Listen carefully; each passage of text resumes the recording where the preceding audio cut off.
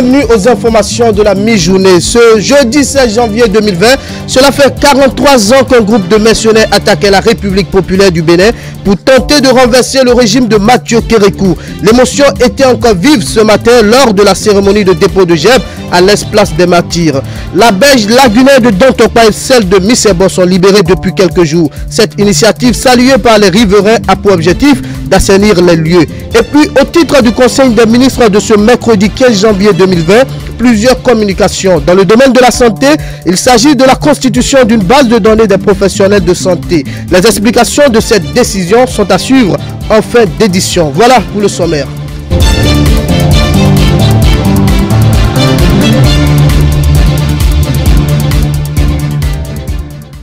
Merci de nous préférer pour vous informer. Tous les ans, les autorités procèdent au dépôt de gemme à la place des Martyrs, rebaptisée place du souvenir en mémoire des vaillants soldats morts pour la patrie. Ce 16 janvier 2020, ils étaient tous présents pour sacrifier à la tradition. C'était en présence des forces armées béninoises, des anciens combattants à la retraite et des parents défunts. Reportage Antonia Dossa.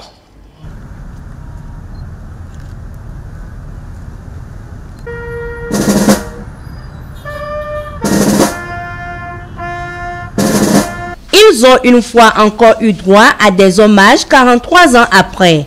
Les hommes et femmes tombés le dimanche 16 janvier 1977, jour de l'attaque du Bénin par des mercenaires. Tôt ce jeudi 16 janvier 2020, familles, collègues et anciens combattants sous la direction de l'armée béninoise ont procédé au dépôt de gemme à la place des Martyrs, aujourd'hui place du souvenir.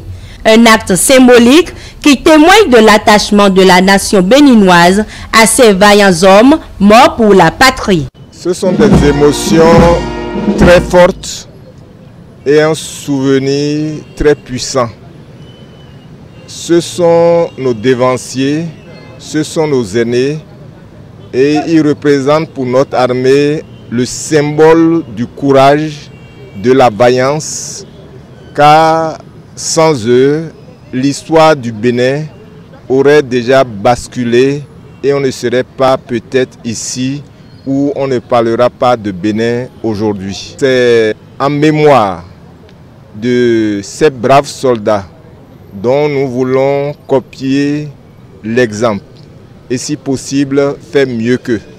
C'est ce message que j'aimerais apporter et je suis très fier par rapport à ce qu'ils ont fait. Et c'est ce sentiment qui m'anime d'être fier d'être un Béninois, de savoir que nous pouvons avoir des modèles et des exemples pour notre pays. Les souvenirs de cette attaque restent encore gravés dans la mémoire des hommes en uniforme des forces armées révolutionnaires. 43 ans après, nous avons trouvé la chair de poule parce que ce jour-là, ça aurait pu être catastrophique. Ça aurait pu être grave pour tout chacun de nous qui avons laissé nos familles pour courir, pour aller défendre la nation. Ça aurait pu être grave. L'armée nous avait appelés et nous avons répondu à l'appel. Et aujourd'hui, nous en sommes toujours fiers puisque notre pays a gardé son caractère d'indépendance et de pays de développement. Cet événement du 16 janvier vraiment m'a laissé jusqu'à présent sur ma faim. Pourquoi? Parce que les auteurs béninois surtout n'ont pas eu le courage de demander pardon au peuple béninois. Mon souhait, c'est d'abord que nous essayons de continuer à faire l'effort de nous aimer les uns les autres. Que les gens se mettent réellement au travail. Les enfants et petits-fils de ces martyrs vivent encore l'émotion. On est déjà habitué à la chose. Ça fait 43 ans déjà. On est habitué. Seulement que nos papas sont morts défendant la patrie. Ils ont coulé leur sang. La douleur s'aggrave parce que en ce moment-là, moi j'étais plus dans ça. Donc j'avais compris beaucoup de choses. Aujourd'hui, 43 ans après, en tout cas moi, il n'y a pas un jour que c'était comme hier. Pour moi, ça n'a pas changé. Ces martyrs tombés sur le champ de bataille en défendant la patrie resteront toujours gravés dans les mémoires des siens, en particulier de tous les Béninois. 16 janvier 1977, on parle toujours de ce jour particulier où avec fierté les Béninois ont fait face à l'agression militaire. Nous avons donné la parole aux militaires qui à l'époque ont participé au combat. Suivez le reportage de Latif Oubouni inspiré de leur témoignage. Cotonou, un matin de dimanche, 7 heures, l'atterrissage forcé de l'avion DC-7 avec turbopropulseur va tout changer. Un dimanche de repos qui se transforme tout à coup en instant d'inédit combat. Il est parti à 7 heures. On entend après les fusils. On s'est dit, mais qu'est-ce qui se passe? On a couru. On est arrivé au camp. Les coups de feu, on nous a partagé les armes. On a commencé par tirer. Les coups de feu venaient au camp. Le bâtiment de 40 logements. Il y avait tout un monde de militaires qui étaient venus là. Les Blancs. Ils tentaient de monter à chaud sur le palais. Ceux-là ne savaient pas qu'il y avait des armes là. Donc j'ai eu la chance encore de bien placer mon arme et de tirer. Ceux-là qui sont partis faire les ramassages, c'est là où ils ont ramassé les mortiers. C'est une arme militaire qu'on appelle mortier. Les balles et beaucoup d'effets militaires entachés de sang.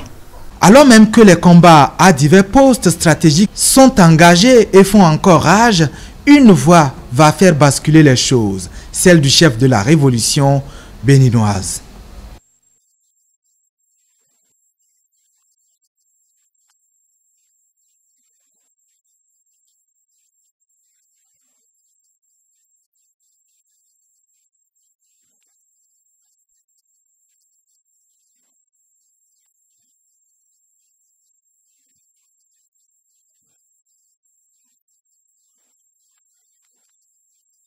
Nous avions décidé de faire travailler notre ancienne maison de la radiodiffusion. Et quand la voix du président Kékou a tourné, oser lutter, oser vaincre l'impérialisme, eh bien ça a été la débandade générale.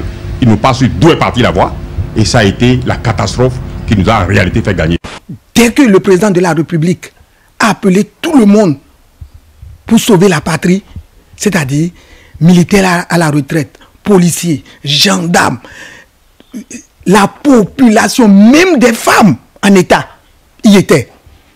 Tout le monde s'est mobilisé. Le Bénin prend le dessus sur ses agresseurs. Un triomphe au prix d'un lourd tribut des Béninois tombés. Le 1er février 1977, hommage national à leur intention.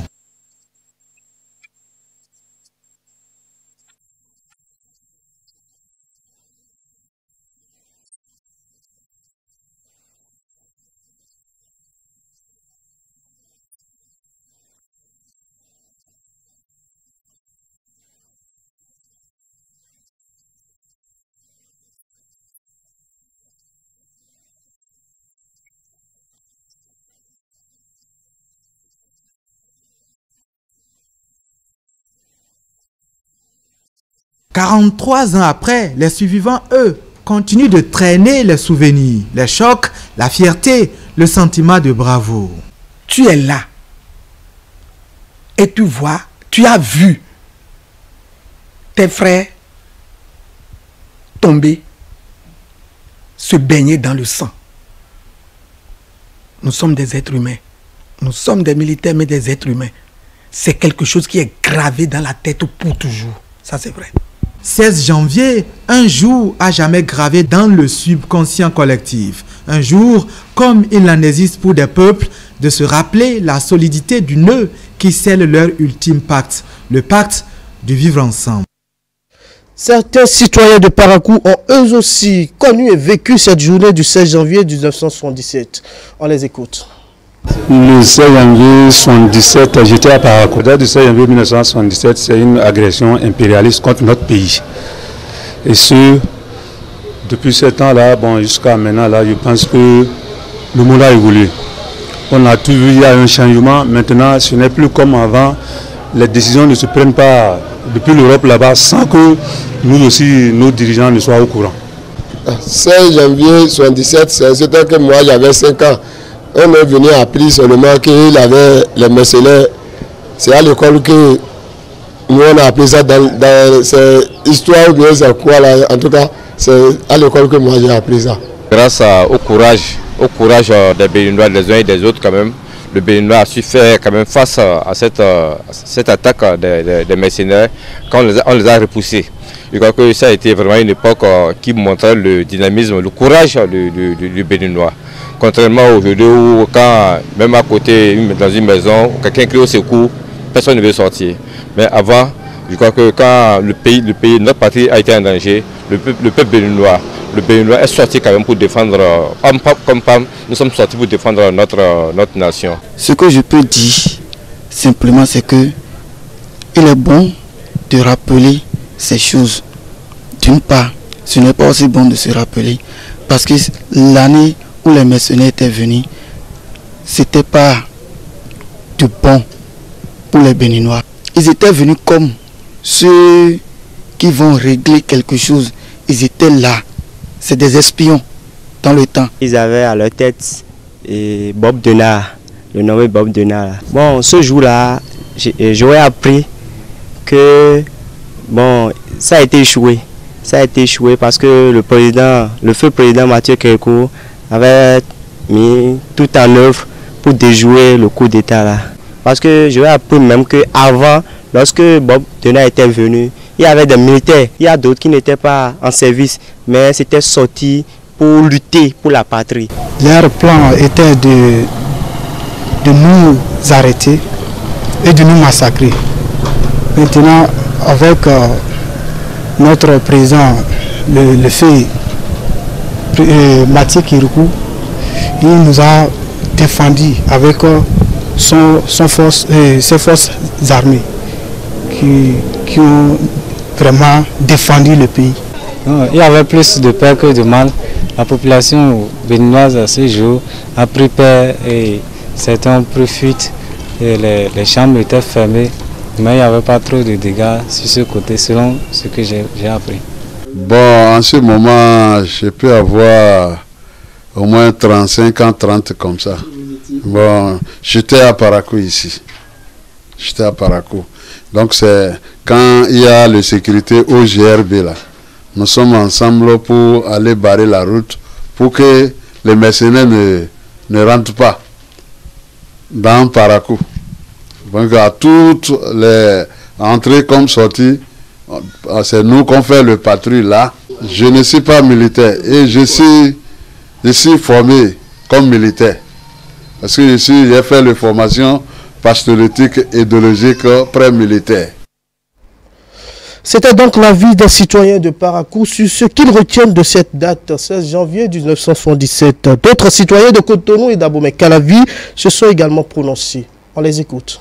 Le 16 janvier, on a appris ça au cours secondaire, mais je me rappelle plus trop quoi. 16 janvier 1977, je ne me rappelle pas du tout de ce qui s'est passé de ce jour. Cette date, c'était le jour de l'arrivée des mercenaires au Bénin. Tout ce que je peux dire là, je sais que c'est l'arrivée des mercenaires au Bénin. Et la date du 16 janvier 1977 me rappelle le jour où les mercenaires étaient venus prendre d'assaut le Bénin. Ils étaient venus le petit matin quoi, pour surprendre les Béninois, mais ils n'ont pas pu atteindre leurs objectifs. Le 16 janvier 1977, j'étais tout petit, mais après avoir que j'ai commencé à grandir, j'ai attendu qu'il avait les mercenaires qui sont venus attaquer le Bénin. C'est un monsieur qui est venu de Paris et il a voulu faire un coup d'État pour gérer le Bénin. Donc c'est grâce à l'ancien président, père à son âme, Mathieu Kérékou, qui a lutté ce jour-là. Et puis on a attrapé le capitaine des mercenaires. Les mercenaires sont arrivés effectivement au Bénin. Ils ont tué certaines. Nous aussi, on a essayé de faire notre mieux. 16 janvier 1977, c'est lors de l'agression, ça. L'agression, oui. Les mercenaires, oui. Je m'en souviens de ce jour-là. J'en sais quelque chose. J'étais en ville en ce temps-là. Et voilà, l'agression, les mercenaires, ceux qu'ils ont tués, on en a tué parmi eux. Moi, c'était au temps de Kérékou. L'avion a débarqué avec des mercenaires. Nos militaires aussi, ils aussitôt les affrontés, quoi. On a aussitôt renvoyé nos militaires aussi qui ont commencé ici par aller vers eux, les affronter. Il y a beaucoup de Béninois qui sont morts parmi eux aussi. Donc il y a un Toto que je connais bien, un Toto, il s'appelle Toto, un ancien combattant qui a pris son fusil aussi. Comme c'est un ancien combattant, il voulait aller les affronter aussi.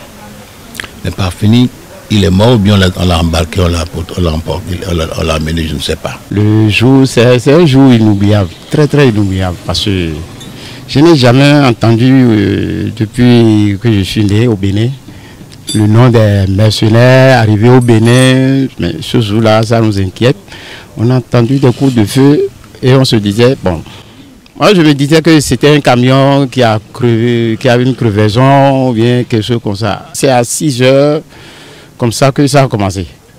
Et tout le monde courait de part d'autre que c'est les mercenaires qui sont arrivés. Et les mercenaires sont arrivés, le Béninois, qu'est-ce qu'on va faire pour les mercenaires? Avec ce coup de fusil là, d'autres ont pris les machettes, coco, bâtons, tout pour aller combattre contre le mercenaire.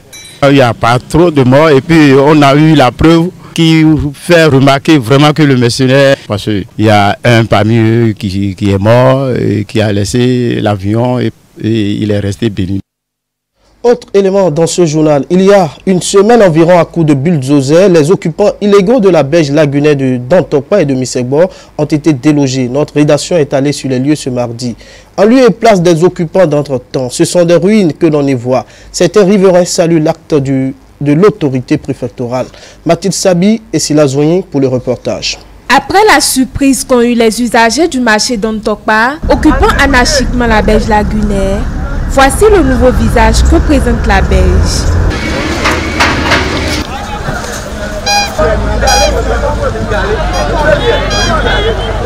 Le projet d'assainissement des berges est un projet qui tient à cœur le gouvernement du président Talon. Les objectifs visés par le gouvernement sont multiples. Un projet audacieux et salutaire. Pour assainir, donc, il faut libérer. Il faut libérer donc ce projet qui permet de protéger les ressources en eau. Je ne veux pas les citer. C'est pour protéger nos populations contre les maladies comme le choléra, la dengue, etc. Mais c'est également sécuriser cette berge. Cette berge qui bientôt va connaître un projet, ce qu'on appelle boulevard lagunaire, un projet déjà très avancé en termes d'études. Cette opération, qui a pris corps au marché d'Antokpa le mardi 7 janvier 2020 passé et qui s'est étendue sur 3 jours, s'est déroulée sans complaisance. Les usagers du marché d'Antokpa saluent ici les actions du gouvernement. Vraiment, d'entrée de jeu, je remercie le gouvernement béninois et surtout le régime en place pour les nobles initiatives. Et il faut aussi avouer que ce qui est en train de faire, c'est une initiative très noble. Et on devait encourager les dirigeants à aller plus loin. Initiative salutaire et que tout ce qui était prévu, je souhaite vivement que l'État puisse mettre en pratique ce qui était prévu dans les archives. Surtout l'aménagement au niveau de la berge lagunaire, vraiment cela est attendu. Vraiment nous pouvons les applaudir. Encore une fois, courage à notre régime, courage au président de la République et toute son équipe. Moi, je vois que c'est bon, hein? Ça m'arrange et ça me fait tout là proprement.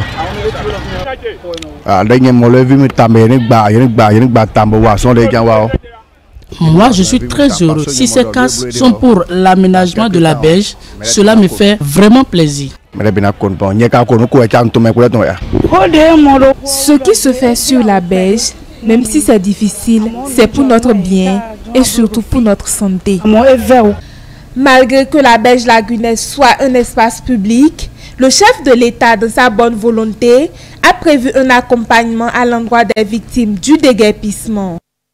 Le chef de l'État, Patrice Talon, a fait des injonctions samedi dernier à certains occupants des espaces publics. Il a exhorté ceux-ci à libérer les lieux afin de faciliter les travaux en cours dans le pays. Une équipe de notre rédaction est allée faire le constat ce mercredi 15 janvier 2020 pour s'imprégner de l'état des lieux. Suivez le reportage de Romaric Dossa et de Aliou Anthony. Non, c'est pas bien. Excusez-nous. Quelqu'un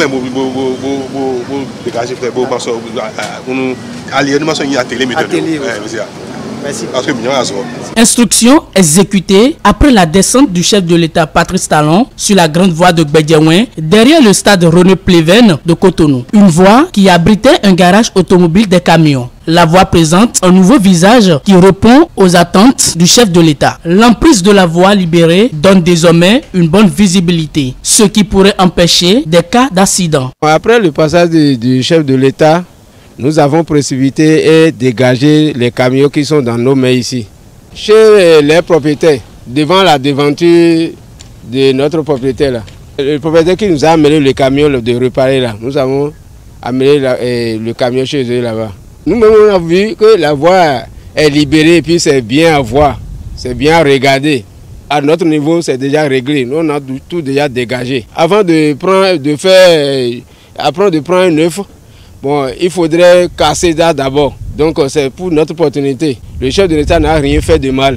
Après le déplacement de la majorité des camions, il reste encore un sur les lieux dont les procédures sont en cours. Janvier Assogba, chef soudeur dans ce garage, profite de la présence de la presse pour saluer les réformes du président Patrice Talon. Le commissaire de Sojatime avec le maire de Cotonou, ils sont arrivés et puis ils nous demandent pourquoi on n'a pas dégagé ça. De vite décaler ça, sinon on va nous enfermer. En ce temps-là, nous sommes partis chercher le numéro du propriétaire là, pour l'appeler. Il a refusé de venir. Aussitôt, nous sommes partis contacter le commissaire Sojatime pour lui informer de ça. Le commissaire de Sojatime nous a envoyé encore 2 policiers pour venir faire le constat. Et puis, il a pris le contact du propriétaire. Je ne sais pas comment ça va se passer. Le chef de l'État est en train d'œuvrer pour le bonheur de tout le monde. Et puis c'est bien, nous soutenons ces réformes-là. Ce geste patriotique de ces occupants des espaces publics servira d'exemple dans le rang des citoyens béninois afin d'accompagner les autorités à mieux exécuter leurs tâches. Il y va de l'intérêt de tous. Un dernier élément pour mettre fin à ce journal de la mi-journée. Plusieurs décisions ont été prises ce mercredi 15 janvier 2020 au Conseil des ministres. Parmi elles figure la constitution d'une base de données des professionnels de santé. Je vous invite à suivre le ministre Alain Rolla, porte-parole du gouvernement, pour plus d'explications. Constitution d'une base de données des professionnels de santé.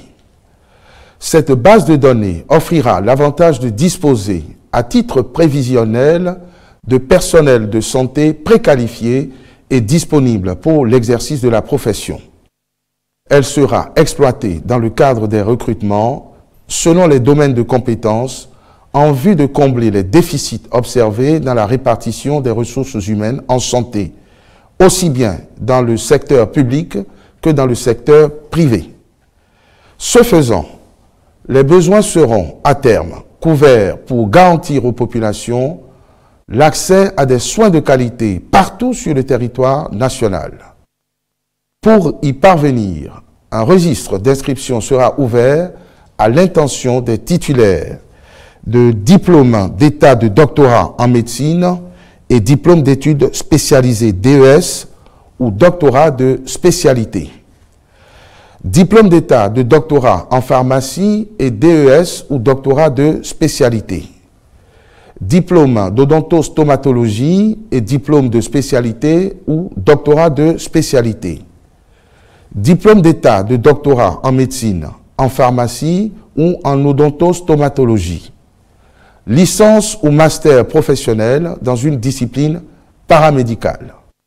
Baccalauréat professionnel dans une discipline paramédicale. Les données collectées seront traitées et analysées aux fins d'identifier les postulants éligibles. Ceux-ci seront ensuite soumis à un test d'aptitude à l'issue duquel les professionnels dont la qualification est confirmée intégreront la base à constituer. C'était le journal de la rédaction. Merci de l'avoir suivi. La prochaine édition du journal présenté, c'est 19h45. Bonne suite des programmes sur E-Télé, la chaîne de l'excellence. À bientôt.